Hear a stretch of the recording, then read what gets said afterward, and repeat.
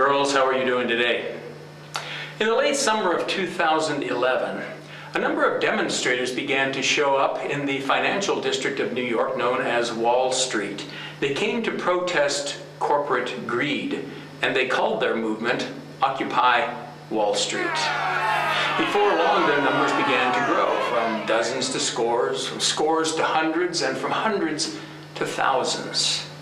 And their protest also began to overflow into the streets, into the parks, and across the nation. All over the map, little groups started to spring up that called themselves Occupy this and Occupy that. And always the point was to protest corporate greed. Now, as you probably know, I am a staunch defender of capitalism and free enterprise systems, so you may be thinking that I've come here to protest against this protest, to complain about what they're doing and to show the foolishness of the whole thing. No, not going to do it. You see, I agree with a great deal of what they're saying. I'm opposed to greed and selfishness as well. See, greed and selfishness are the root of all kinds of evil, and we need to root it out wherever we find it. And so I actually applaud them for the attention they are focusing on this greed and this selfishness. So good job, at least as far as you go. But I have to wonder, why stop with corporate greed? I mean, there's plenty of greed to go around, isn't there? Why just limit yourself to the greed of corporations? What about greedy unions? What about greedy government officials, politicians, and bureaucrats? What about them? What about greedy athletes and greedy owners of sports teams? What about greedy doctors and lawyers and nurses and secretaries and teachers and plumbers and electricians? And what about all of them? And for that matter, what about greedy Christians and greedy Jews and greedy Muslims and greedy Hindus and greedy Buddhists and what about greedy Republicans? Yeah, and greedy Democrats. Oh, let's not forget them as well. And greedy socialists and greedy communists too. Oh, you look a little confused. Greedy socialist, greedy communist? You're thinking, well, aren't they in favor of all that redistribution of income, all that equality stuff? Yeah, that's the theory. That's what they say. But if you take a close look, and in fact it doesn't have to be all that close of a look, at how things play out in socialist and communist nations, if you compare the standard of living of the leaders with the standard of living of the followers, the workers, the proletariat, yeah, I'm afraid we've got to conclude that they are greedy as well. See, the problem is greed is not a characteristic of corporations. It's not a characteristic of capitalism. It's a characteristic of human nature. We take it with us everywhere we go. And you can point in any one of the 360 degrees of the compass and find a target to hit. So why are these people only pointing in just one direction? Doesn't that seem a little suspicious to you? Seems a little suspicious to me.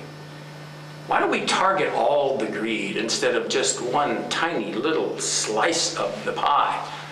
Huh? Well, having said that, now what are we going to do about this greed? We've shined the light on this greed, the problem of selfishness, so what are we going to do about it?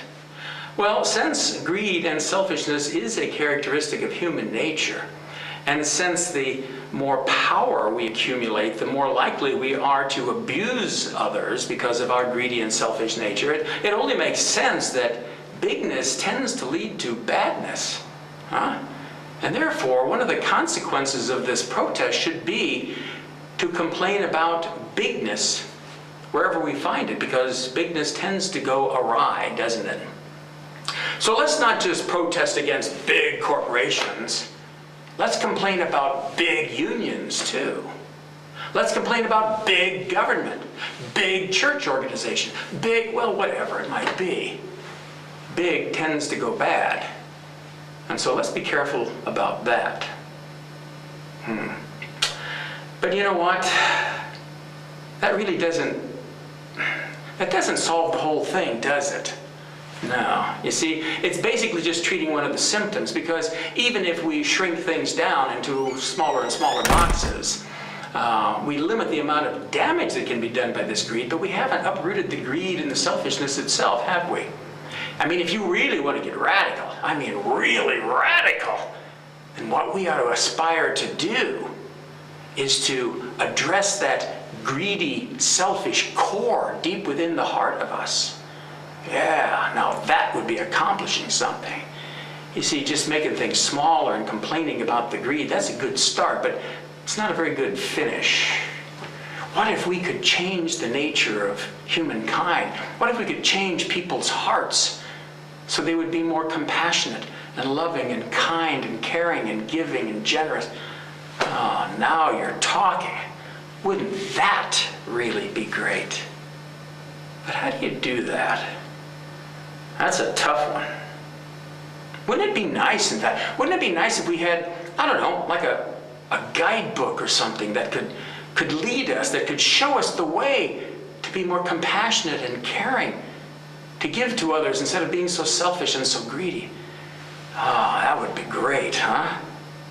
If only we had a guidebook like that. Wow. Oh, hey, look what I found. Oh, it's a little dusty. I guess we don't use it nearly enough. Oh, excuse me. It's the Bible. You know what? I guess we do have a guidebook, don't we? Because that's exactly what the Bible preaches. About being loving and compassionate, kind and caring, generous, giving to others, being more selfless instead of selfish, being more generous instead of greedy. There's the ticket, huh? Yeah, so maybe instead of sitting on those sidewalks and letting your beard grow and your hair get all matted and start to get stinky and all that other stuff, maybe these people, instead of occupying Wall Street, ought to spend a little more time occupying a church pew and really listening to what's being said. Yeah, and maybe instead of holding up those placards and reading the riot act to everybody else, maybe they should spend a little more time holding this and reading it. Yeah, now we're talking. Oh, and just in case you were looking for a guidebook for shrinking up the government like we talked about, well, golly, we just happen to have Solutions, Guidebook for Rebuilding America the Great. It talks a lot about how to shrink up the government and keep it shrunk, and dealing with a lot of other problems that we face too. Well, boys and girls, I think that's probably enough for you to chew on right now. So thanks for listening. And as always, until we meet again, make sure you be good, listen to your mother, don't run with scissors, and be sure to go to church. We'll talk to you later.